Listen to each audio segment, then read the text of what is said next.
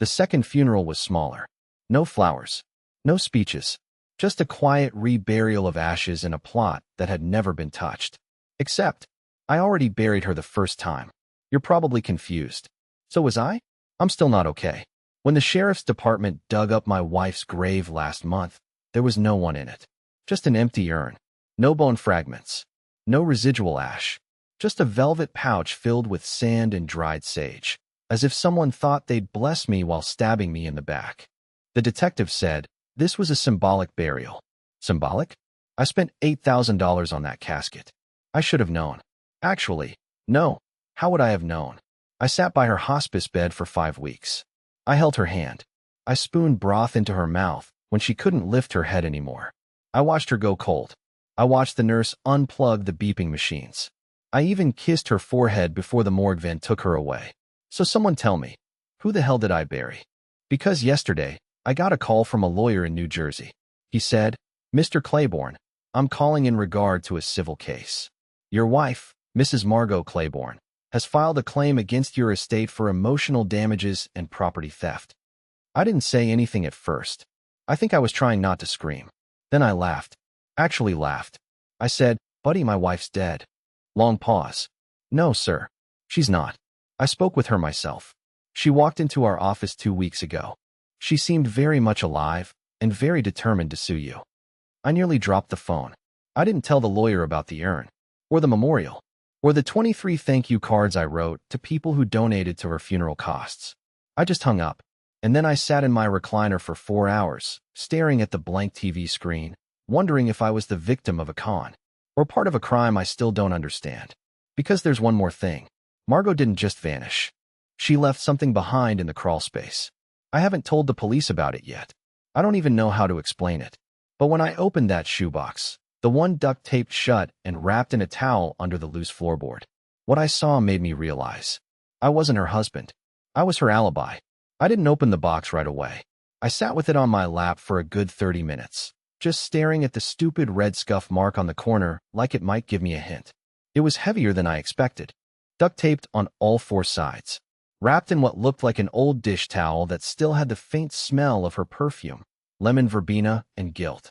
I didn't know what I was hoping for. Maybe some journals. A letter. Maybe even, I don't know, a suicide note she forgot to give me. Some kind of explanation. But what I found inside that shoebox felt like a punch in the lungs. Because inside, underneath a bundle of rubber-banded cash and an expired passport, was a burner phone, still charged, blinking slowly like it was waiting for me. I tapped the screen. There were only 3 contacts saved in it. One was saved as W. The second one, no names. And the third was my name. Ray Alibi. I swear to God, I dropped the phone like it was toxic. Just seeing my name written like that, with alibi in parentheses, made me feel like I was living in someone else's crime novel. Who the hell writes that about their own husband? I picked it back up with shaking hands and opened the text history.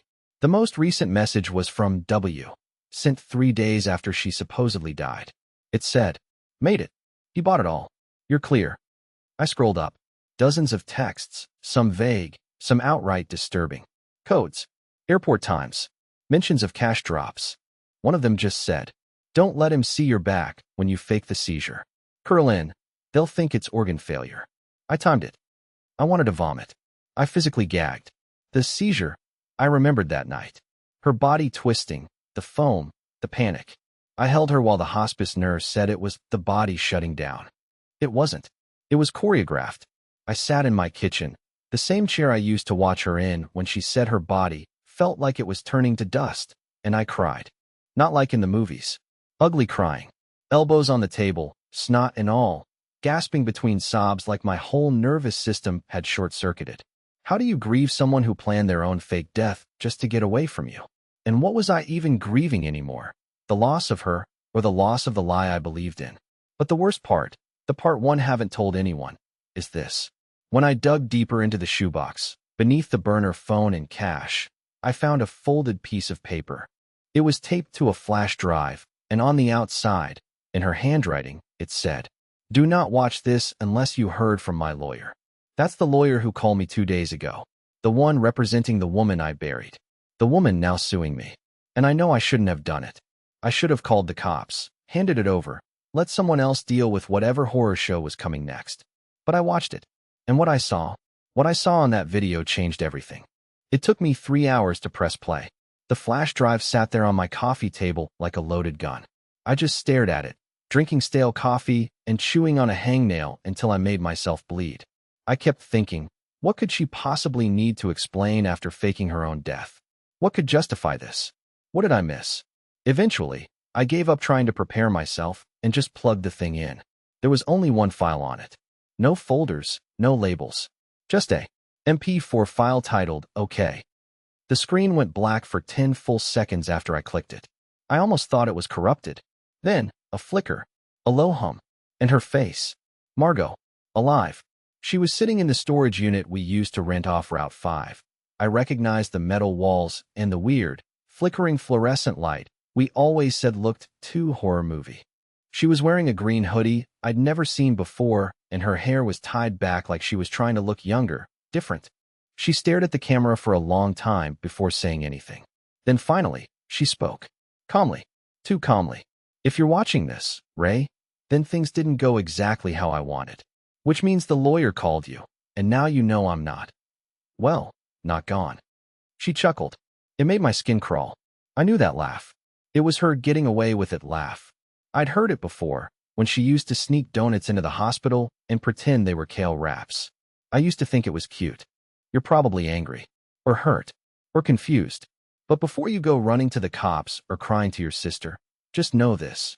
You were always safe. You weren't the target. That one line nearly stopped my heart. Not the target? Then who was? What was? She leaned closer to the camera, her eyes dark and glassy. You were the beard, Ray. The shield. You were always good at being overlooked. The kind of guy no one suspects. You were invisible, and I needed that. I paused the video. I sat there, trembling. My throat was dry, and I hadn't even realized I was holding my breath. I didn't want to hear the rest, but I couldn't stop. I hit play again. The diagnosis was real, but I beat it. Trial medication in Arizona. I didn't tell you because I couldn't. Because I wasn't supposed to be Margot Claiborne anymore. Not once the treatment worked. She laughed again, but this time it was bitter. Hello, Ray, they wanted me gone. Not the hospital. Them. The people from W's side. From before. You don't even know what you were in the middle of. But you loved me. God, you really did. I never expected that. And for what it's worth, I'm sorry. I'm so sorry. If I could have left without making you a part of this, I would have. But I needed the marriage to be real, just long enough to finish the job. She paused. Her lip trembled. For a second I thought maybe she was going to cry. But no. She just wiped her nose and leaned back. You should forget me. Burn this. You're not in danger. Not unless you start digging. The screen went black. The video was 6 minutes and 19 seconds. I watched all of it. Then I watched it again. And again. Not in danger, unless I start digging. Too late, Margot. I was already knee-deep. I didn't sleep that night. I couldn't. My thoughts were clawing at my skull. What was the job she needed to finish? Who was W? Why did she say she beat cancer, but never came back? Why fake her death? Why sue me now? Then I realized something. Something that chilled me to the core. I hadn't told anyone about the box. Not the lawyer. Not the cops. Not my sister. And yet, when I went back to the crawl space the next morning, the floorboard was nailed shut again. New nails. Different hammer marks. And the box? Gone. I sat in my truck for nearly an hour, just parked in my own driveway, staring at the garage door like it had answers hidden in the chipped paint. The box was gone. Someone had come into my house, my space, my sanctuary, and taken it back. Not broken in. There were no signs of forced entry, which meant whoever took it had keys. Or worse, never needed them. I changed the locks that morning, all of them. Bought a security camera off Amazon with overnight shipping. It arrived the next day. When I went to install it, I found a white envelope taped to the inside of my mailbox. No stamp, no return address, just my name, scribbled in lowercase with a fine-tip pen. Inside was a single photograph. Grainy. Looked like a still frame from a street cam. A woman walking through a turnstile in what looked like a subway station. Blonde wig, oversized hoodie. She was glancing back over her shoulder. But I knew those eyes. I'd seen them in the worst moments of my life. I used to wake up to them every morning. The note written on the back of the photo just said, "Stop watching. Start running. No signature. No explanation. That night, I slept with a hammer under my pillow and barely blinked. At 3:42 a.m., my landline rang. I haven't used the landline in years, but I never disconnected it. It startled me like a gunshot. When I answered, the voice on the other end didn't introduce himself. He just said, "I told her not to use your name." Click. Dial tone. I stood there holding the receiver to my ear long after the call ended, listening to the silence stretch into something unbearable. Someone was watching, listening, tracking. And whoever this man was, he wasn't surprised by what Margot had done. He sounded disappointed. I knew I couldn't go to the police. I'd look insane. Hi. Yes, I buried my wife a year ago, and now she's sending me lawsuits from another state. Oh, and someone stole a box from under my floor and called me from my dead landline. Please help. No, that wasn't going to work. So I did the only thing I could think to do. I drove to the only person Margot ever warned me not to talk to. Her aunt. She used to call her Crazy Aunt Liddy, like it was a joke. Said she lived in a cabin near the border and collected knives and believed the moon controlled cell towers. But what she never explained was why Liddy wasn't invited to our wedding, or why she referred to Margot as Margaret in the one holiday card she ever sent us. I found the cabin after 4 hours of driving through back roads and broken GPS signals. It was surrounded by chain-link fencing, overgrown with thorns. I thought it was abandoned at first, until I saw a curl of smoke coming from a stovepipe chimney. When I knocked, I half expected a shotgun to be waiting behind the door. Instead, it creaked open slowly, revealing a woman who looked nothing like the frail recluse I'd imagined. She was tall, straight-backed, with piercing gray eyes and a voice like polished stone. "I knew you'd come," she said. She was always sloppy with goodbyes. I opened my mouth, but no words came. She let me inside, poured black coffee into a chipped mug, and sat across from me at a table covered in old news clippings, maps, and a corkboard full of names I didn't recognize. She didn't ask me how I found her. She didn't ask why I came. She just stared at me and said, "You were her shadow. You were never supposed to step into the light." I told her everything. About the box, the burner phone, the lawsuit, the video. She didn't look surprised. She didn't even flinch. Instead, she reached under the table and pulled out an old leather folder. Inside was a birth certificate. A different name, different date of birth. But the photo, it was Margot. 15 years younger, maybe, but undeniably her.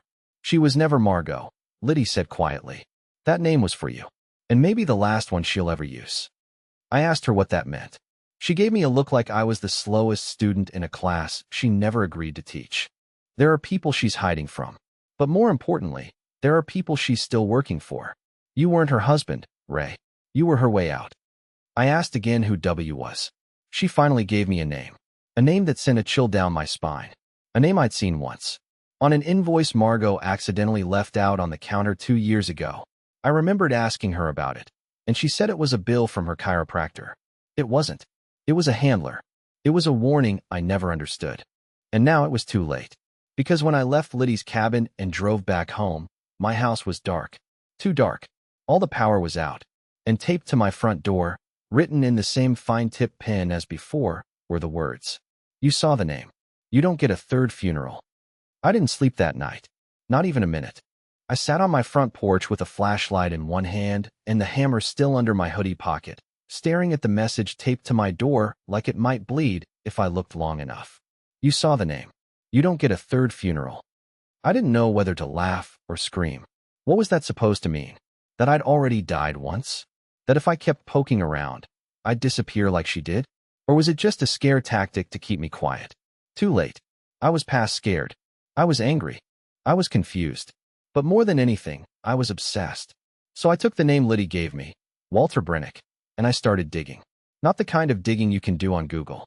His name didn't come up in any real estate databases or company registries. No social media. No LinkedIn. Nothing that looked like it belonged to a normal person. But in some long-forgotten section of a data leak document archive, I found it. Walter Brennick. He wasn't a chiropractor. He was a federal contractor, or had been, 10 years ago, involved in off-the-books psychological testing for behavioral pattern disruption. That's a fancy way of saying he trained people how to become someone else. Ghost programs. Identity flips. Social disappearance without a trace. Half of what I read sounded like conspiracy theory garbage. But one thing stuck out. A leaked case study. Subject #19F. Female. Age 24. Trauma history redacted. Relocated under false cancer treatment. Buried alive, metaphorically. The subject was codenamed Margaret C. I stopped reading. I couldn't breathe. That wasn't just a file. That was her. That was Margot. The so-called cancer treatment. The Arizona trial. It was all a script. A damn script written for her transformation. And I, Ray Claiborne, cabinet maker, crossword lover, emotionally constipated fool, had been part of the act. Her retirement plan. Her exit strategy. I printed the file. All 23 pages. Drove 2 towns over. Used a library computer, then tossed the flash drive into a drainage canal. It didn't matter. They probably already knew I'd seen it. But I couldn't stop. I needed to know what else she used me for. I needed to know if I'd just been a soft place to land. Or something more criminal. If I was going down for something I never even knew I was part of. That's when I remembered the old storage unit. The one from the video. She'd filmed her message in there. I recognized the flickering light. The unit was under her name when we first rented it 5 years ago, but we stopped using it after the basement renovation. Or at least, that's what she told me. I still had the old key on my ring. I don't know why I never tossed it. Maybe part of me knew I'd need it someday.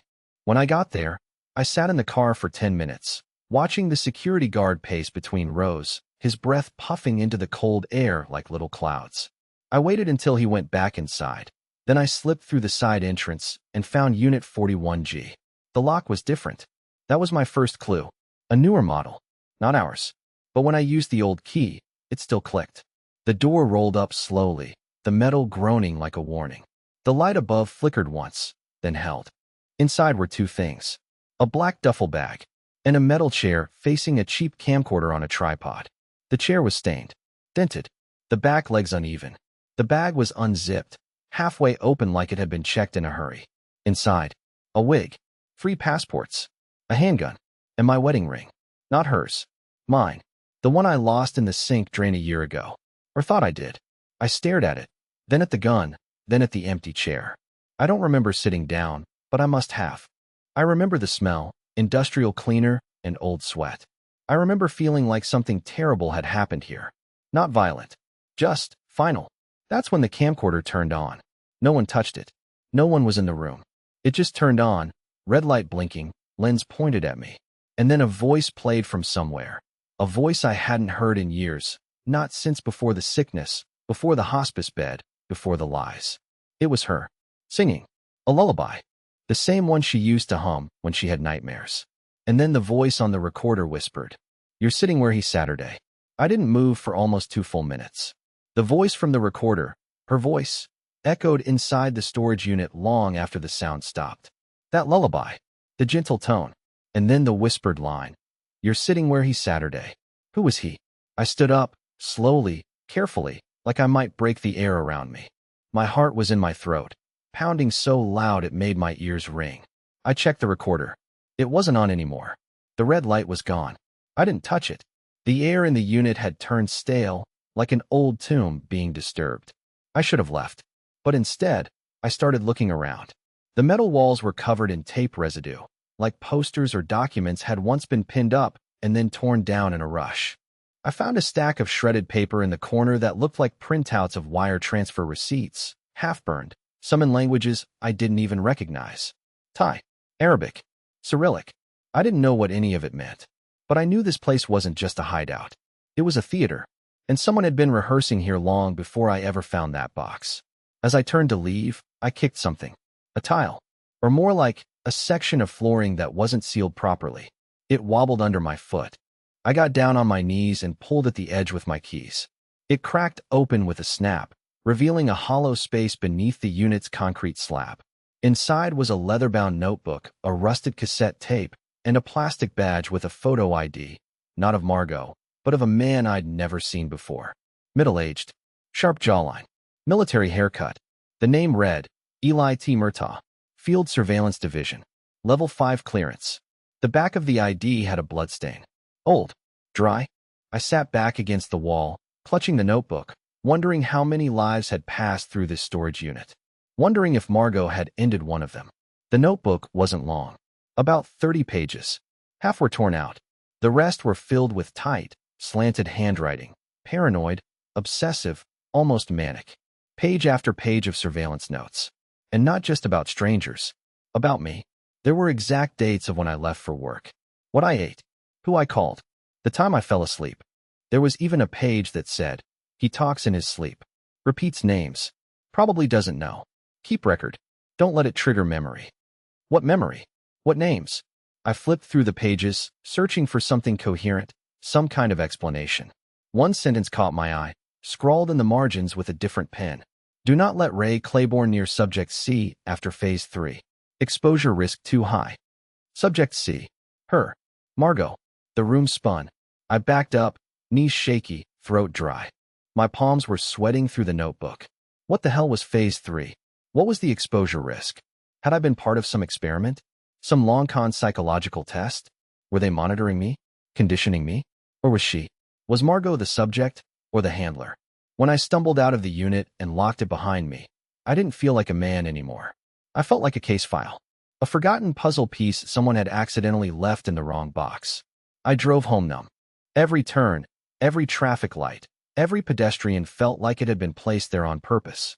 I kept looking in the rearview mirror, half expecting to see her face again, watching me, smiling like she always did when she knew something I didn't. When I got home, my front door was wide open. I stood outside for a full 5 minutes before I stepped in. The air smelled still. Too still. Like whoever had been inside had already left, but their scent hadn't. Nothing looked taken, but everything had been touched. The chairs were slightly out of position. The kitchen towel was folded differently. My toothbrush was wet, even though I hadn't used it all day. And on the fridge, written in red dry erase marker, was a message. Eli was first.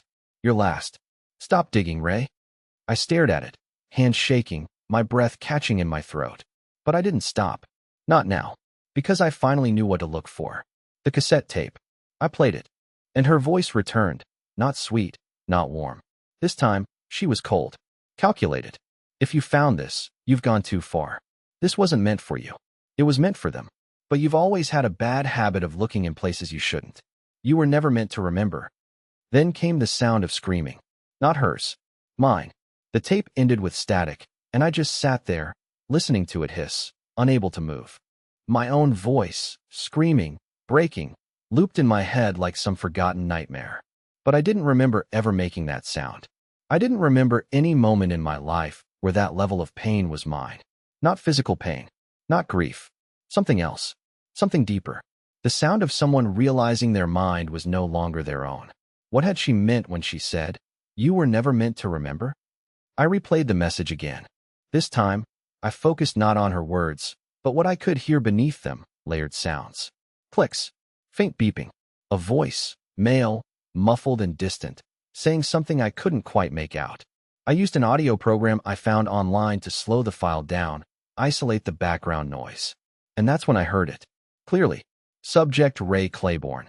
Exposure Trial 3. Memory Frag Protocol initiated. There was a timestamp. March 17th, 2018. My birthday. I dropped my coffee mug. It shattered. I didn't care. On that day, 5 years ago, I had a seizure. My first and only. We were at a cabin. I remember flashes, blue sky, pine trees, a burnt pan of eggs she pretended to like.